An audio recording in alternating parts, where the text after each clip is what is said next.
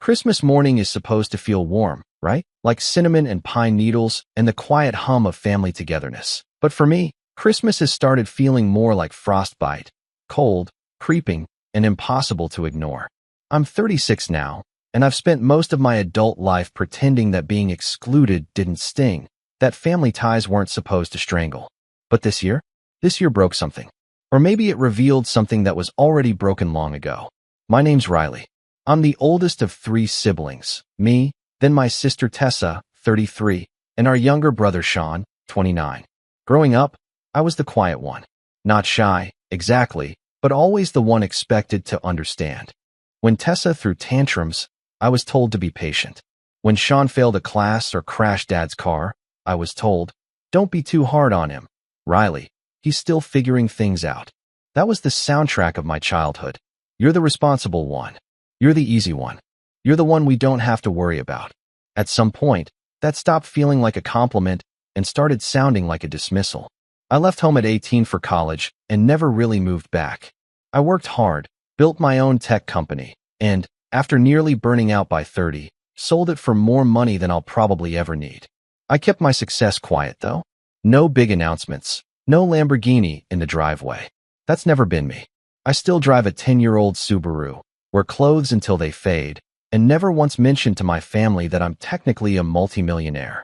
Not because I wanted to test them or anything dramatic like that, but because I knew, deep down, that money would change the way they saw me. And not in a good way. Tessa, on the other hand, has always been about optics. She lives for Instagram stories of candid family brunches where everyone's mysteriously wearing coordinated outfits. She documents her life like she's pitching a Hallmark movie, all carefully curated smiles and seasonal throw pillows. She's married to Mark, who is just as obsessed with appearances, and they have 2 kids, Ashton, 6, and Everly, 4. Tessa calls them her miracles and insists the rest of us refer to them as the littles, which honestly makes my skin crawl a little every time. Sean floats. That's the best way I can describe him. One month he's selling real estate. The next he's doing landscape design. The next he's launching a podcast about mindful masculinity that disappears after 3 episodes. He's always had charm, though. That easy, disarming way of making everyone feel like they're the most important person in the room. It worked on my parents, still does, if we're being honest. Our parents, Joyce and Daniel, are, well, complicated. My mom's the kind of woman who calls herself brutally honest when she's really just rude. My dad's quieter, but no less passive-aggressive. They mean well, or at least, they convince themselves they do. But over the years, their accidental slights started to feel pretty intentional.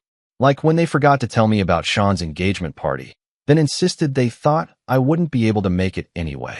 Or when I gifted them a trip to Napa for their anniversary, and they spent the entire time posting photos captioned, "Thanks to our wonderful Tessa for organizing this," as if I didn't exist.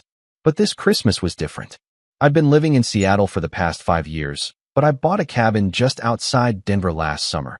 A place with big windows, a roaring fireplace, and enough room for everyone to gather comfortably. I thought, maybe foolishly, that it could be the start of something new, a fresh tradition. I offered it to the family as a potential Christmas spot back in September. I even emailed pictures. No one responded. Then in November, Mom casually mentioned that Tessa's offered to host this year. It just makes more sense with the kids. I nodded, told her I understood. But deep down, something cracked. I had offered to host. I had already decorated the damn cabin. I had blocked off the entire week in my calendar. But once again, my gesture was treated like an afterthought. Still, I told myself it was fine. That I could spend Christmas on my own, maybe invite a few friends over, go snowshoeing, start a new tradition. I try not to take it personally.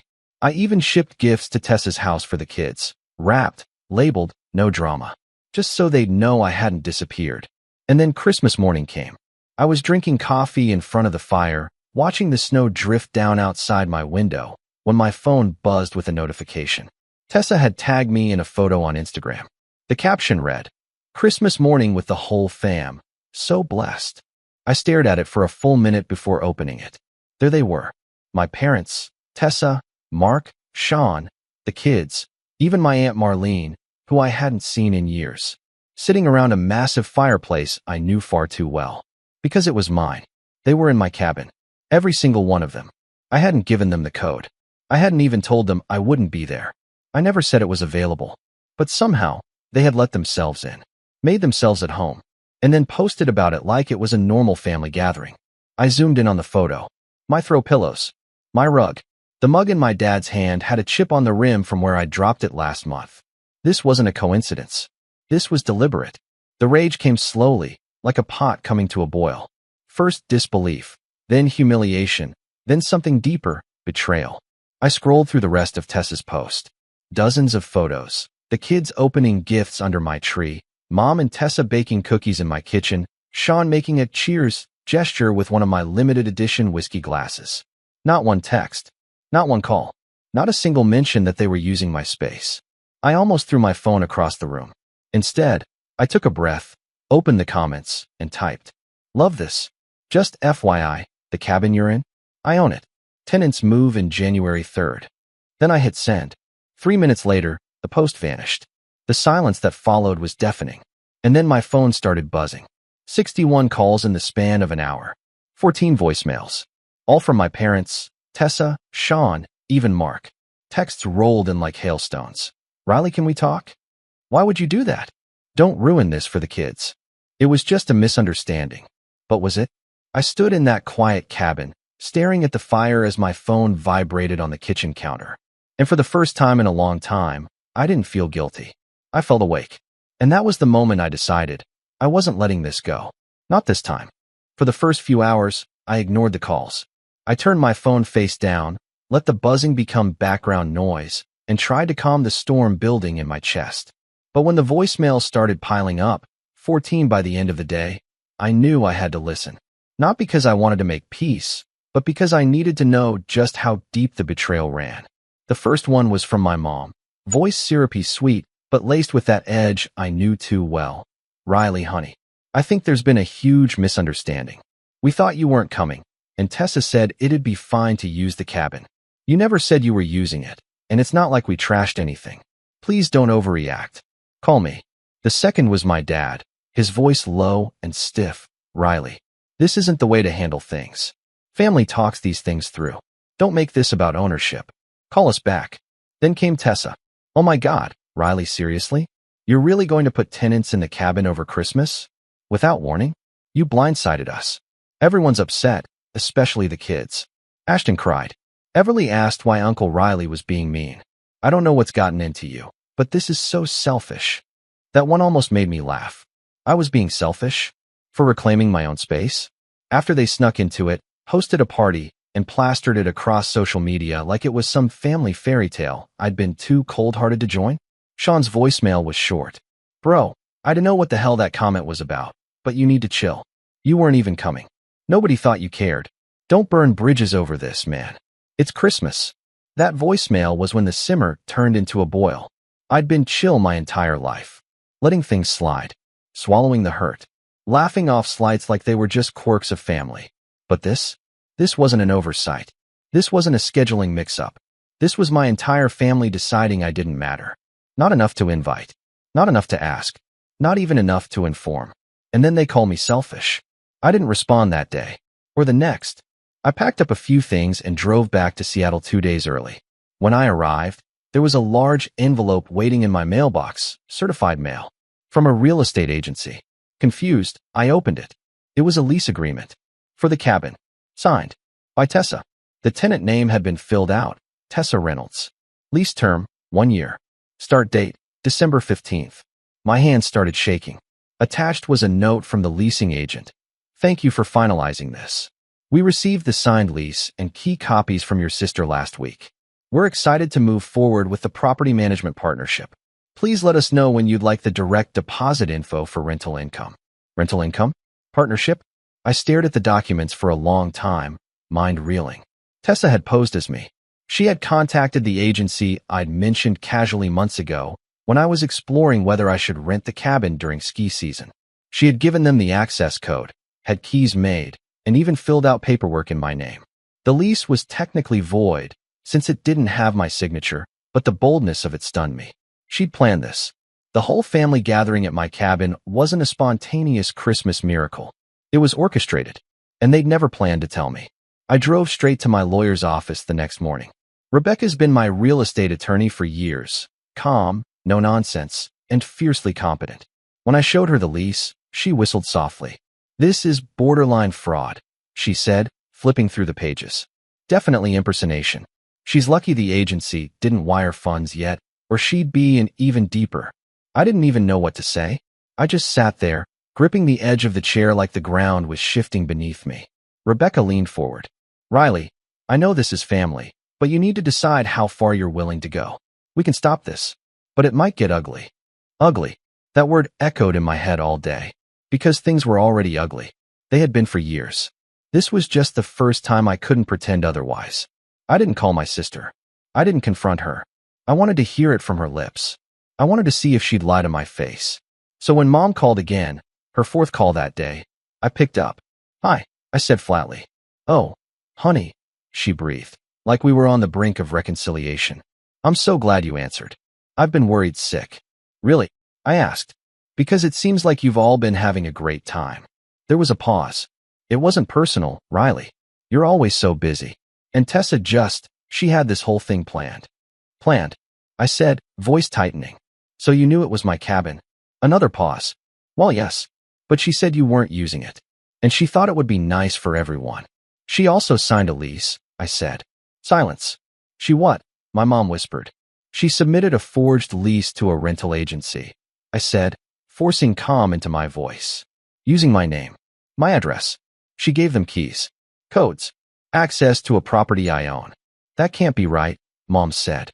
"Tessa wouldn't." "She did." More silence.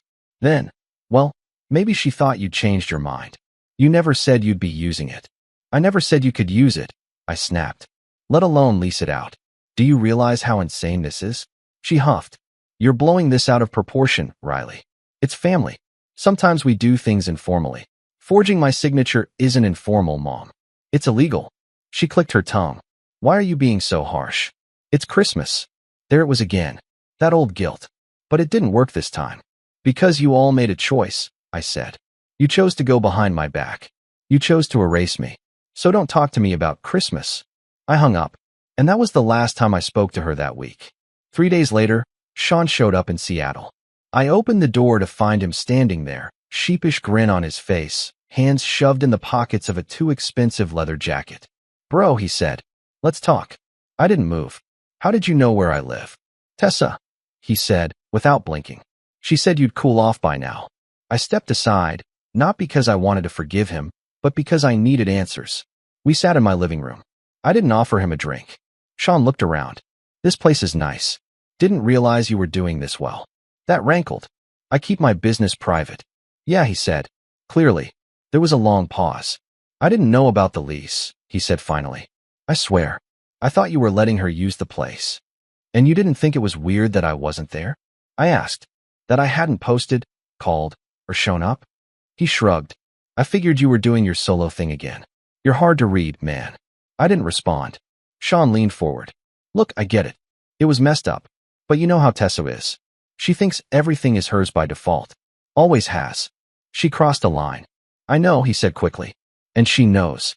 But if you press charges or sue or something, Mom's gonna have a meltdown.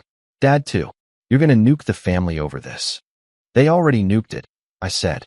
He rubbed his jaw. "So what now?" "I don't know," I said truthfully. "But I'm not sweeping this under the rug." He left soon after. Didn't argue. Didn't apologize again either.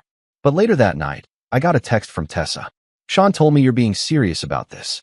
Riley, you wouldn't actually ruin our family over a cabin. You've always had a flair for dramatics, but this is too far. Let it go." I stared at the message for a long time. Then I typed a single sentence and hit send. "I've let a lot go, Tessa, but not this." And that's when everything started to unravel. The fallout wasn't loud. It didn't come crashing down like in movies. No dramatic confrontations in the rain.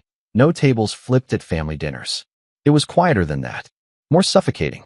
Like the slow spread of cold air under a door. The kind of silence that hums in the background and makes your skin itch. For the next few weeks, the family group chat went dark. Not that I expected applause for finally standing up for myself, but the sheer, synchronized silence was jarring. Nobody said a word. Not even the passive-aggressive hope everyone's doing well messages that usually followed arguments. It was like I'd been carved out, neatly, like fat from meat. Still technically there, but not wanted. January rolled in fast, and the Denver cabin echoed with the sound of movers. I flew back for 2 days to oversee the transition. Boxes, signatures, walkthroughs, keys handed off to new tenants. I changed the door codes, updated the listing with the management agency under my name only, and removed all backup keys. I'd locked down everything, literally and figuratively. And yet, the place felt hollow. Not because I missed them, but because I realized, maybe for the first time in my adult life, that the version of family I'd been chasing didn't exist. Not really. It had always been an illusion. Fragile, scripted, photoshopped into existence by people who smiled wide for the holiday card and then cut you out of the picture the moment it became inconvenient. I sat alone in the cabin that night, last night before tenants moved in, on the floor, wrapped in a throw blanket, drinking tea that tasted like paper. The furniture had been cleaned, the decorations boxed. It didn't feel like mine anymore, and oddly, that made it easier to let go. I realized I didn't want this place to be some shrine to forgiveness. I didn't want it to sit empty waiting for a family that would never knock. So I stopped waiting. The next few months were quiet, but not empty. I threw myself into work, not out of escapism, but purpose. I'd been toying with an idea for months, something tech-adjacent, but more personal. A mentorship platform for young entrepreneurs who didn't come from flashy backgrounds or elite universities. People like me, quiet builders, overlooked minds, the ones expected to understand, while others got the spotlight. I started sketching it out, slowly, methodically. Late nights, early mornings, whiteboards and wireframes. I didn't tell anyone. I didn't need applause this time. There's something strange about working in silence after years of trying to be heard. At first, it's disorienting. You wonder if you're disappearing. But then, it becomes power. You start doing things for you. Not for validation. Not to prove a point. Just because it matters to you. I built a skeleton team. 2 designers, 1 back-end engineer, 1 community lead. All of them freelancers I'd worked with before. We called it Foundry, because it was about building, shaping, forging something real. At night, I walked. Just walked. Around my neighborhood in Seattle. No headphones. No distractions. I needed to learn how to be alone without feeling punished. I started noticing things I hadn't seen in years. The uneven sidewalk near the corner bakery, the old man with the blue cap who always nodded at me, the cat that seemed to own the entire block. The world had been there all along. I'd just been looking somewhere else. I also started therapy. Not because of the cabin.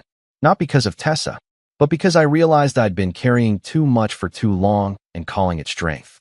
The therapist, Marla, was a gentle, thoughtful woman who asked very little in the first few sessions. Just enough to let me empty out the clutter. Memories of being skipped over. Dismissed. Used. You said something interesting last week, she said one Thursday. You said, I'm the one who never needed anything. Do you think that was true? I shrugged. I think it's what they wanted to believe. She nodded slowly. And what did you want? It was such a simple question. But I didn't have an answer. I started journaling after that. Not every day, just when it felt like too much. I wrote down things I never said aloud. Like how I'd always hated being the easy child. How it wasn't easy to be quiet. How it hurt to buy gifts no one remembered, to send messages no one replied to show up and be invisible. I wrote about the cabin. I wrote about Christmas. I wrote about the night I saw the Instagram post and how the silence afterward had felt louder than any argument we'd ever had. And slowly, so slowly, I started feeling something strange. Not peace exactly, but clarity. I realized I didn't miss them. I missed the idea of them. The family I'd built in my head, the one that cared, that called, that showed up without being asked. That family didn't exist. Maybe it never had. And grieving it like a death felt oddly healing. One night in February, I got a message from Mark, Tessa's husband. Hey man, I know things are tense. Just wanted you to know I had no idea about the lease stuff. That was all, Tessa. We didn't mean to hurt you. I stared at the message for a long time. There was no apology, just a quiet absolving of responsibility. I didn't reply. 2 days later, I got a call from a Denver number I didn't recognize. I let it go to voicemail. Hi Riley, this is Kathy from Snowview Elementary. I'm calling because Everly listed you as an emergency contact on her school file. There's no issue, Just a clerical update. But we wanted to confirm if that information is still accurate. I blinked at the phone. I wasn't even told I was listed. They put me down as a backup. Without asking. Still useful, huh? I didn't call back. I forwarded the voicemail to Tessa with a single line. Remove me from the school contact list. Immediately. No response. Of course. Foundry launched in April. Soft launch. Invite only. We rolled out to a small group of college grads and solopreneurs, many from underserved communities, first-gen students, people building quiet businesses out of dorm rooms and kitchens. We didn't go viral. We didn't need to. But people wrote to us. Long messages. Gratitude. Relief. Finally, something built for people like me. I saved every email. Printed a few. Framed one. I didn't tell anyone in my family. They wouldn't have asked anyway. One night in May, Sean messaged me again. No greeting. Just a screenshot of a family Facebook post. My parents had posted photos from Mother's Day brunch. Tessa, her kids, my parents. Balloons, cake, captions about blessings. I wasn't in it. I wasn't mentioned. Again, under the image, Sean had written, "You really done with them?" I stared at it for a while. Then I typed back, "I think they've been done with me for a long time. I'm just catching up." He didn't reply. That summer, I went back to the cabin, not to stay, just to check in, do some seasonal maintenance, make sure everything was running smoothly. The tenants were out for the weekend. It was quiet, still. I walked the old trails I used to hike as a kid, saw my breath in the morning mist, listened to the way the trees didn't ask for anything. On the way out, I stopped at a small gift shop by the lake. A carved wood sign caught my eye. It read, "Family isn't who you come from. It's who stands with you when you stop trying to earn it." I bought it, hung it in my apartment entryway. The next time my phone rang with a family name, I let it ring out. I didn't even flinch, because I wasn't falling anymore. I was climbing, and I was starting to like the view. The funny thing about clarity is that once it clicks into place, you start seeing patterns that were there all along. Little things I used to excuse. Mom's backhanded comments, Tessa's snide jokes wrapped in just teasing, Sean's disappearances whenever things got inconvenient, began to look less like isolated slips and more like a blueprint. A carefully balanced system where I played a role, the background character, the reliable one, the one who wouldn't make a fuss. And as long as I stayed in that role, everything ran smoothly for them. But now, I was out of frame, and they didn't know what to do. By early June, I was in a different place entirely, emotionally, mentally, even physically. I'd moved to a new condo near Pike Place Market. Exposed brick, wide windows, a view of the water if you tilted your head just right. It wasn't extravagant, but it was mine. No shared keys. No forced smiles and group photos. Just peace. I'd also taken the time to revisit some legal matters. The cabin, for example. After the forged lease incident, I'd updated the ownership records to route everything through a holding company I quietly set up called Lurwood Ventures. My name was nowhere public on the title anymore. The property taxes, the utilities, the contracts, they all pointed to Lurwood. If anyone went snooping, they'd hit a wall. Just a shell LLC in a chain of other shells. Why? Because I wanted to see if Tessa would try anything again. And I had a feeling she would. My instincts were proven right when I got an email from the property manager in late July. "Hi Riley. Just wanted to confirm something strange." A woman named Tess Reynolds emailed asking to regain management access to the cabin. She claimed to be the owner and sent a fake utility bill as proof. Thought you should know. I stared at the email. So she was still trying. Still clinging to the illusion that if she could just convince someone, anyone, that she had a right to my things, I'd eventually fold. But I wasn't folding anymore. I replied, "Thank you for flagging this. Please forward me the email and attach a copy to the incident log. I'll handle the rest." Then I reached out to Rebecca, my attorney, and we drafted a cease and desist letter. Not just for Tessa, but for all of them. See, the more I thought about it, the more I realized how deep the entitlement ran. It wasn't just the cabin. It was the dozens of little things that had stacked up over the years. The phone plans I'd been paying for since college, the credit card I'd once co-signed for Sean that was still being used, the shared Netflix account where I was still the one footing the bill, despite not being welcome at Christmas. I wanted it all cut. So I sat down, spreadsheet in front of me, and started tallying. Not just money, but patterns. Connections. How often I was the fallback plan. The silent donor. The emotional janitor cleaning up after everyone's mess. By the end of that week, I had a list and a plan. It started with quiet disentanglement. First, I froze the shared credit card. Sent Sean a courtesy email. This card is being deactivated. Any balances are your responsibility going forward. Please don't contact me about payment. I won't be covering it. Second, I pulled the plug on the shared family streaming accounts. Netflix, Hulu, Spotify, even the Ring account I'd once set up for mom and dad's house when they couldn't figure out how to install their own. Third, I removed myself from any and all emergency contact lists. Schools, doctors, even the vet for Tessa's dog. Yes, somehow, I'd ended up listed there too. Fourth, I filed paperwork to formalize Lurewood Ventures as the official owner of all 3 of my properties. The cabin, my condo, and a small duplex I'd quietly bought as a side investment. All trust managed, all ironclad. But it wasn't just about cutting them off. I wanted them to understand. So I did something I hadn't done in years. I invited them to lunch. All of them. At a quiet restaurant downtown. One of those wood-paneled places with linen napkins and waiters who don't write anything down. I booked a private room, just in case voices were raised, or truths were finally heard. Tessa arrived first, of course, right on time, and already flustered. She was wearing her polished mom uniform, soft beige cardigan, gold pendant necklace, oversized sunglasses on her head like a crown. She looked around like she owned the place and barely acknowledged me when I stood to greet her. Then came Sean, 10 minutes late, smelling faintly like cologne and carelessness. And finally, my parents, my mother in pearls and pastel lipstick, my dad quiet, unreadable as always. We sat. No one ordered. They waited for me to speak. I didn't rush. I let the silence stretch just long enough to feel heavy. Then I folded my hands and said, I wanted to say something once. Just once. And I wanted you all to hear it at the same time. Tessa rolled her eyes. Riley, if this is about the cabin again. It's not just about the cabin, I said evenly. It's about everything. They stared. I continued. For years, I let things slide. I paid. I showed up. I didn't complain. I thought that's what family meant. But now I realize it was just permission. Permission for all of you to keep taking and pretending it was normal. My mom frowned. That's not fair. No, what's not fair is being excluded from Christmas in my own home. What's not fair is being told I'm selfish for reacting to fraud. What's not fair is being treated like a backup generator that no one wants until the lights go out. Sean shifted uncomfortably. Tessa crossed her arms.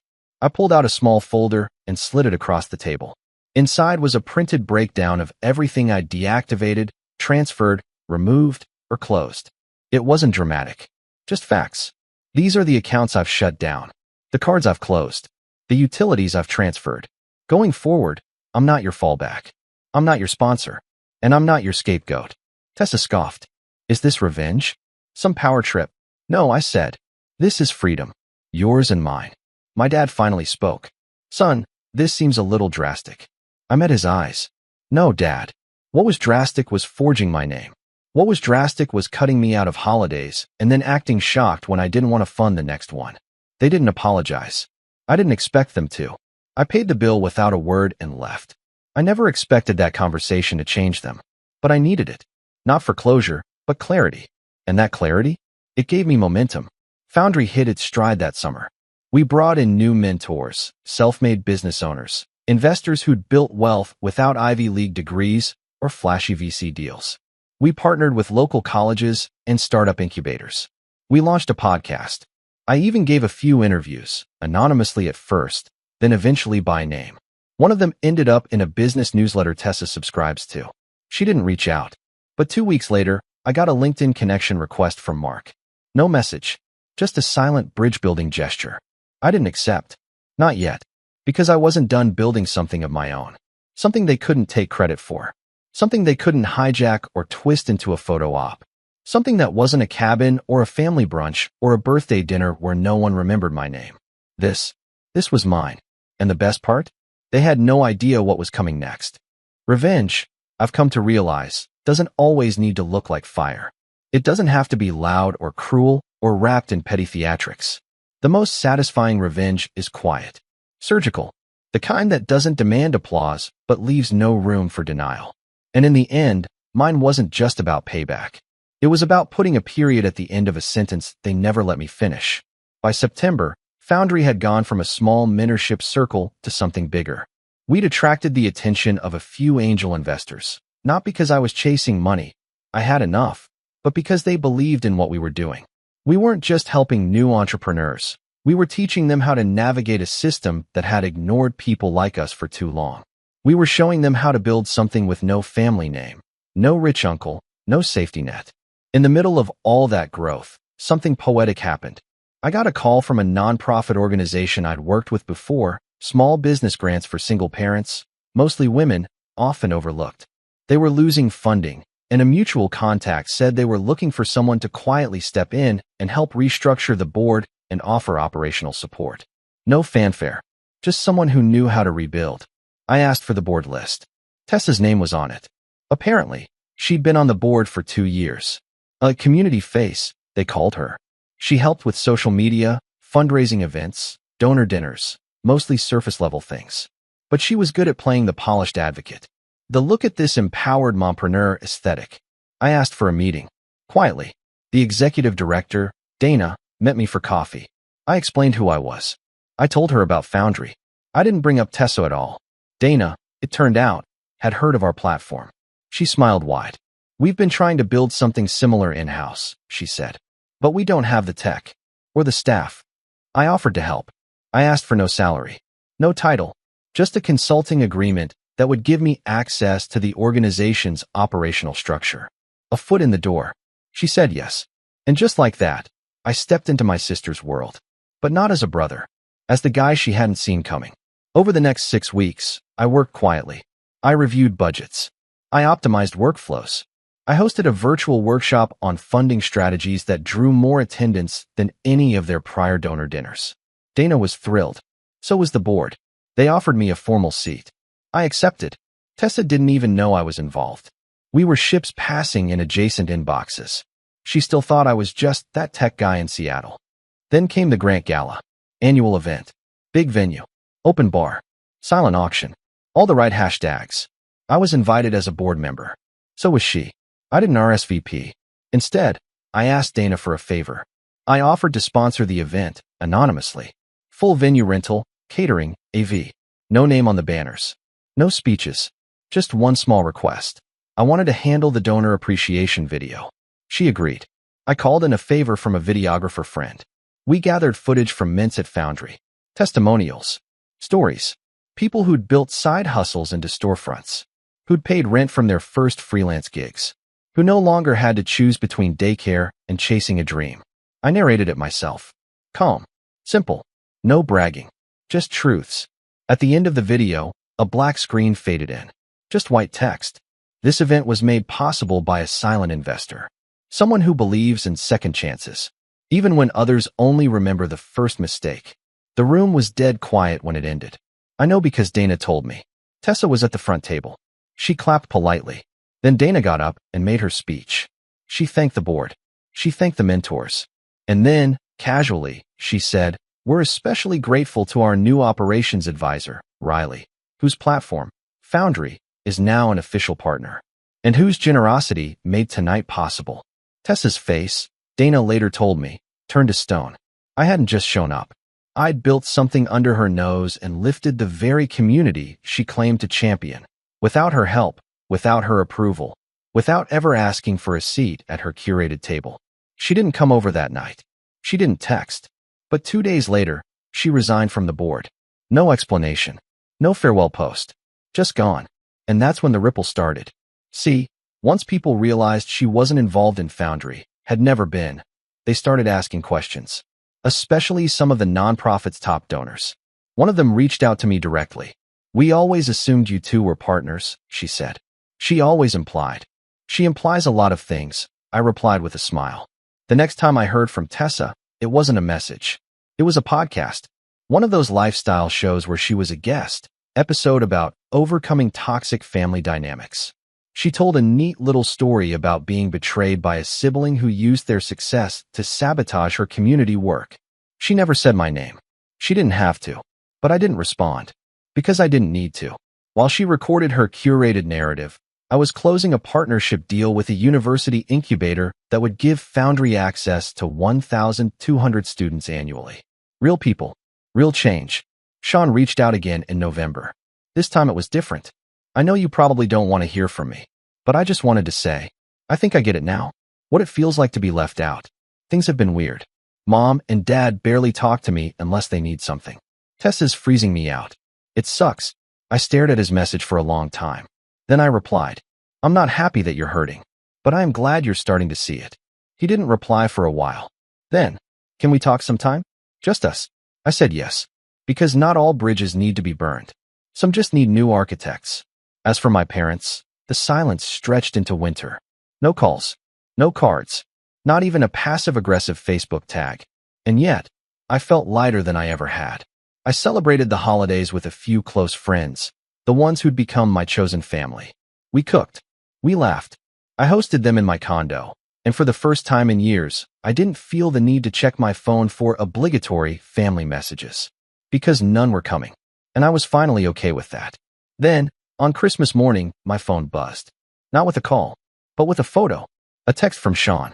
He and his girlfriend. Someone new, someone warm, smiling in front of a tiny tree, holding mugs with starting over written in gold cursive. Below it, he'd written, no family drama this year. Just peace. Hope you found yours too. I smiled. And for the first time in a long time, I meant it. Because revenge isn't always about destruction. Sometimes it's about reclamation. Reclaiming space. Reclaiming peace. Reclaiming the version of yourself they tried to convince you didn't matter. I looked around my home, my life, myself, and I knew I hadn't just walked away. I'd risen.